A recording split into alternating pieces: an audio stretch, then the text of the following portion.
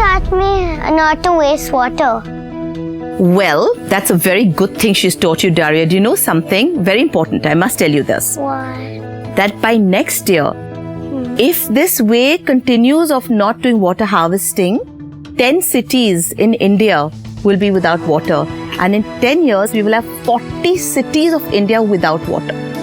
If we don't learn to conserve and save water. So like little things, like how do you save water, Daria? If you drink more or less water. No, you must drink enough of water. But say for example, you're pouring a glass of water. You say, I want some water.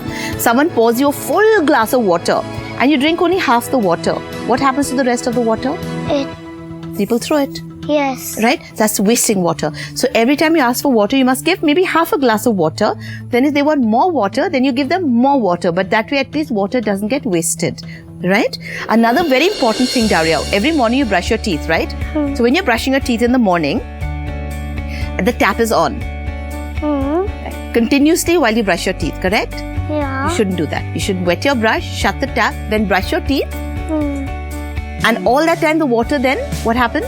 If you're brushing your teeth and the water is off, you're saving water, right? Then when you finish brushing your teeth, then you put the water on and then you rinse your mouth and you wash your toothbrush, etc. That's a very good way of saving water. And you forgot gargling before you brush your teeth. That also you can use water for that. So whenever you need the water, you keep the tap on. But while you're doing other things, don't let the water keep running. Also, there's so many homes, have you seen, Daria, which have like taps which are leaking. Drip, drip, drip, like drop by drop. It's just a tap that's faulty. Just one drop keeps coming from there. Because sometimes the taps are not working so well. They're not able to close it so well. That's also water wastage. You must tell those people to change their taps. So that these little things, no, little ways. Like say for example, your AC water, you know, when you put an AC in your home, then to the back of the AC, there's a water that drops. Drip, drip, drip. You can have things there bowls there to collect the water, or pipes there that take it to the garden and you can use that water for other purposes. But anyways, like a few 1 year back, my AC used to drip. Yeah, and you can collect that water and then reuse that water for like plants or for like washing dishes or things like that. We didn't. Yeah, but that's my point, that you can imagine how much water you can save when you just are a little careful. And say for example, all these big building societies that we have, right? And so many people stay in one building. That means so much of water is needed for that one building. So every building should have a little pond or a little tank that they create. So when the monsoons come and it's raining, that all that water can go and they can collect it in that tank and they can use that water. So they end up using less water from the lakes. Okay. See, this is what I'm talking about. Why are trees so important, Pooja Masi? Oh, okay. So, think about your lungs. Why are your lungs so important in your body? So you can breathe and do oxygen. Exactly. Exactly. And that's what the trees do to the planet. They are the lungs of the planet. And I think if you cut trees, there will be less oxygen. Obviously, my darling. They are the lungs of the planet. They give us oxygen. And it's so important, darling, to, nature is very important for us. Yes, because without nature, we'll all be dead.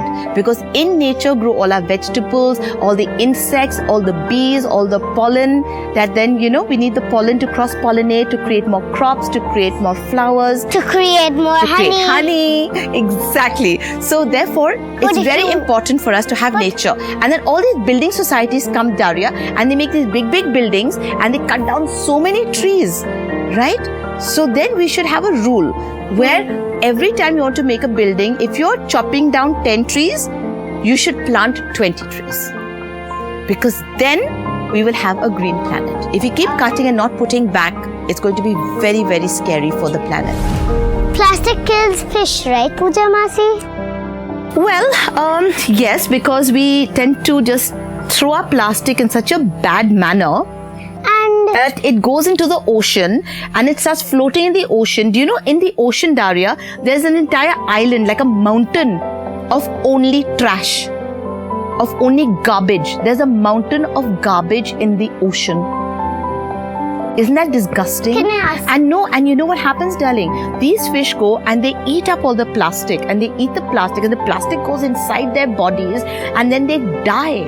So you have all these fish that are caught with so much plastic in their stomach. Like plastic goes in the ocean, they eat the plastic and then they die, and then people take out the fish that have plastic inside them, and then the people eat those fish that have plastic inside them, and then they die. Very possible, because it's a full cycle, right? If you're eating a fish that has died and is toxic, then you're eating something that is toxic, right? And poisonous. So then automatically you will also suffer, right? Yes. So it's very important, darling. You know, plastic is actually a very good thing, because plastic means that we chop less trees, right? Because if we don't have plastic bags, we tend to do paper bags.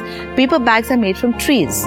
Correct? Yes. So the idea is not to chop the trees, but how to use plastic and dispose of plastic well. So plastic is something actually really lovely. There's a guru called Sadhguru. Have you heard of him? Very wise man, and he said plastic is an amazing invention because you can use it and reuse it and reuse it. So plastic is not the problem. Human irresponsibility, how we throw garbage so badly, throw our plastic so badly, that's the problem. Pooja Masi, why can't you eat fish in the monsoon? My mom loves fish and she doesn't eat in the monsoon. Tell me why.